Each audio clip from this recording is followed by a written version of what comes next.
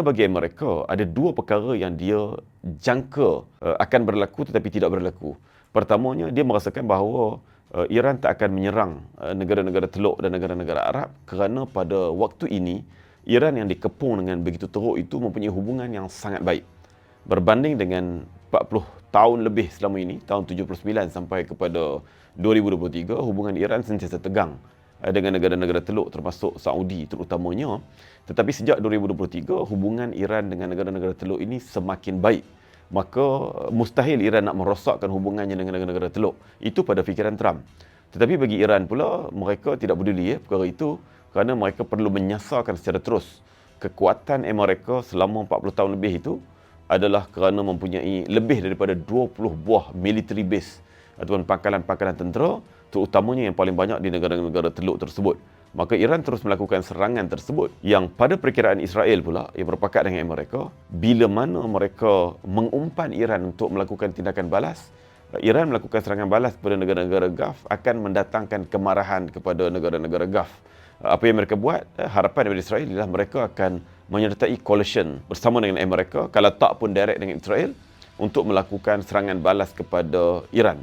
Tetapi apa yang berlaku, negara-negara Gulf ini sekadar menghantar apa kita istilahkan sebagai nota diplomasi, bantahan terhadap sikap Iran, dan belum ada di antara mana-mana pemimpin negara Gulf ini yang menyatakan kesediaan mereka untuk bersama dengan mereka untuk join coalition untuk melakukan serangan kepada Iran. Jadi ini perkara yang luar daripada jangkaan Donald Trump. Dan yang keduanya, tindak balas Iran juga yang di luar daripada jangkaan Donald Trump ialah, selain daripada kita sebut tadi, melakukan serangan khusus kepada US punya military base di negara-negara Arab. Yang keduanya ialah dia merasakan walaupun Iran berkali-kali mengatakan bahawa dia akan melakukan sekatan terhadap Selat Hormuz. Itu satu selat yang paling sempit, antara yang paling sempit laluan di dunia, yang sangat penting. Dia menjangkakan ugutan itu sekadar ugutan yang Iran tak akan lakukan. Kerana Iran, istilah dia acah-acah saja buat ugutan tersebut. Kerana di sana bukan sekadar kepentingan mereka ataupun kepentingan negara-negara Gulf, tetapi Iran sendiri perlukan laluan tersebut. Maknanya kalau Iran blok Hormuz Strait itu, maka Iran juga akan berdepan dengan kesakitan, minyaknya tak boleh terjual. Dan yang lebih penting daripada itu ialah pengguna ataupun pembeli utama kepada minyak daripada Persian Gulf ini, sama ada daripada Iran sendiri, Iraq dan juga negara-negara Teluk itu adalah negara-negara Asia, bermula daripada China. Kemudian daripada itu Korea ataupun Jepun ataupun salah satunya duduk nombor 2 dan nombor 3. Kemudiannya India. Dan seterusnya adalah negara-negara lain lah, termasuklah Bangladesh, Pakistan, termasuklah juga dengan negara-negara di Asia Tenggara seperti Thailand, Myanmar, Filipina dan sebagainya. Maka kesakitan itu akan berlaku kepada kumpulan yang sebahagiannya dilihat sebagai pro kepada Iran juga, terutamanya adalah China. Jadi dia tidak menjangkakan bahawa Iran akan menyekat Selat Hormuz. Tetapi Iran lakukan untuk kali ini. Dan bila Iran lakukan, senario kedua yang Amerika menjangkakan bahawa negara-negara itu akan protes, terutamanya China sebagai pembeli utama minyak daripada Saudi, UAE, gas daripada Qatar dan juga minyak daripada Iraq dan Kuwait dan juga Iran sendiri yang datang dari China.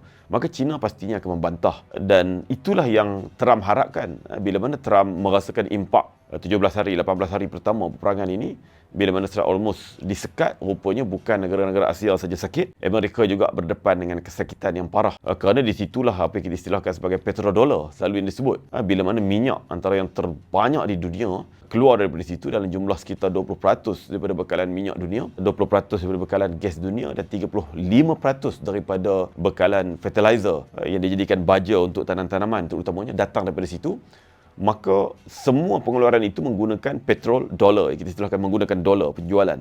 Maka impaknya direct kepada melemahnya dolar. Itu satu. Tetapi dia mengharapkan senario kedua, kalau Iran sungguh sekat itu, negara-negara ini akan bantah, maka Trump pun menawarkan kepada negara ini untuk bersama dengan dia membuka balik Selat Hormuz.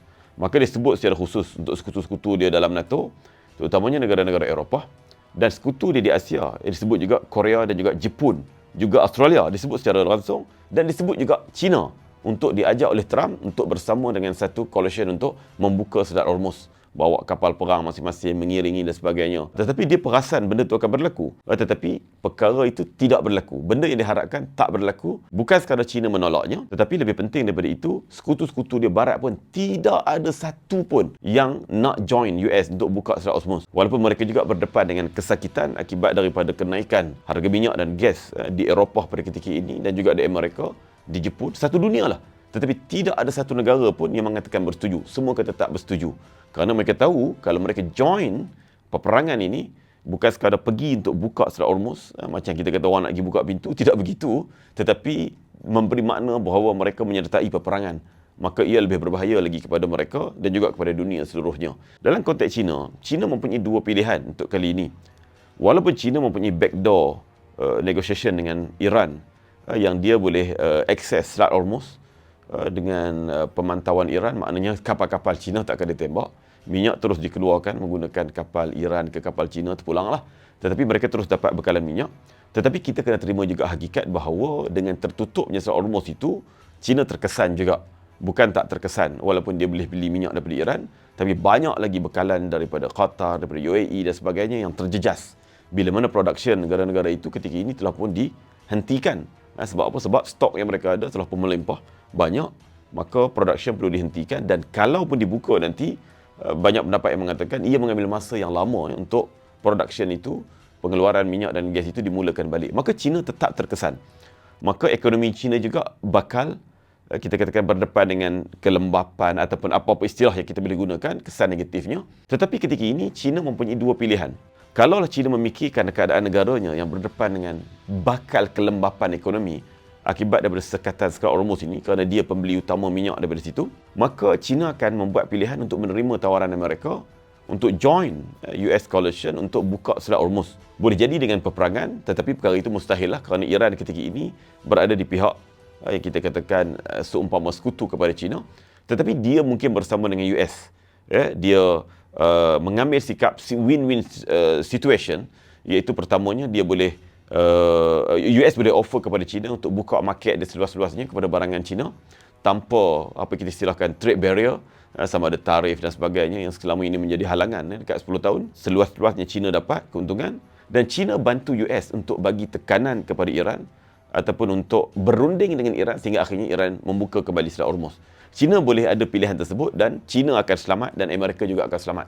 Dari sudut ekonominya, dunia semua selamat. Tetapi senario kedua yang boleh menjadi pilihan kepada China ialah biar negara dia sakit sikit berdepan dengan keadaan ekonomi pada hari ini, tetapi this is the right time for China untuk melihat kejatuhan Amerika. Makna lagi lama Selat Hormuz itu ditutup, walaupun China sakit, tetapi yang paling sakit teruk waktu ini adalah Amerika dan juga kuasa-kuasa barat. Maka bagi China, saya merasakan bahawa pilihan kedua itu adalah pilihan yang terbaik untuk dia. Prolong the war, biar perang itu jadi panjang walaupun banyak orang sakit, tetapi inilah masanya nak melihat ekonomi US akan berdepan dengan kemerosotan yang akhirnya akan memberi kesan juga kepada kekuasaan politik dan ketenteraan Amerika itu sendiri.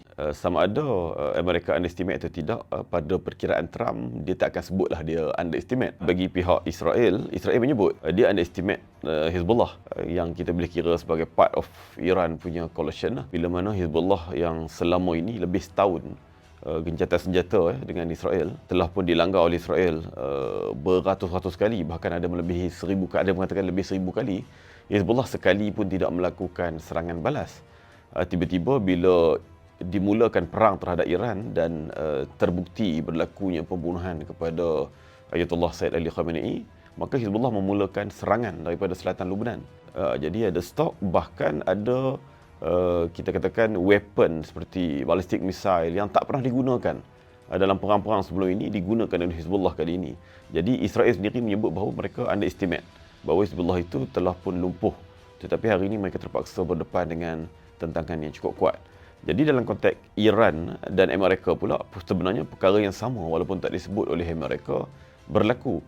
Trump memasuki peperangan dengan mengambil kira kekuatan yang ada pada Amerika. Bukan sekadar kekuatan di sudut teknologi pertahanan yang memang Amerika adalah yang terbaik di dunia, tetapi kekuatan dari sudut intelijen.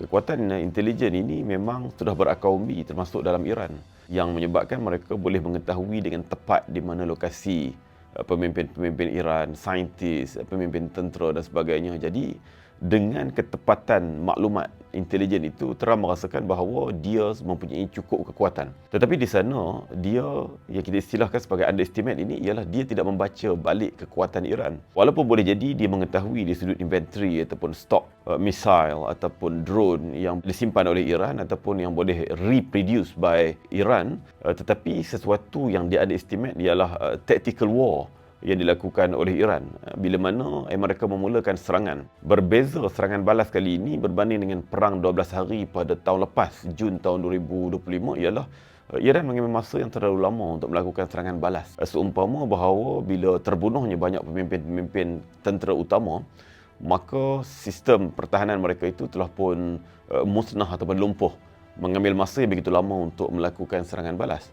Tetapi kali ini, bila mana Amerika dan Israel memulakan serangan pertama, di hari pertama itu juga, dalam tempoh hanya beberapa jam, Iran terus melakukan serangan balas. Dan serangan balas yang Iran buat ini, yang mengejutkan Amerika ialah ditumpukan kepada negara-negara Gulf, negara-negara Teluk, dikhususkan kepada US military bases yang ada di negara-negara Gulf dan juga negara-negara di Timur Tengah, termasuk yang bukan Gulf ni macam Jordan, Iraq dan sebagainya. Jadi kepada sesiapa yang nak memahami dengan lebih detail kenapa konflik ini berlaku, terutamanya di antara Amerika dan Israel ini atau rejim Zionis ini dengan Iran, peperangan yang berlaku sehari dua ini, tuan-tuan boleh dapatkan buku Membokar Akar Konflik di Timur Tengah yang telah pun kita hasilkan beberapa bulan yang lalu, yang secara jelas memberi fokus kepada punca-punca kepada konflik ini untuk diketahui oleh kita bersama. I don't ever slow up, no I don't take shit. I got no love for the fakeness. If you wanna play tough and wanna hate this, I'll always show up. I don't ever slow up, no I don't take shit. I got no love for the fake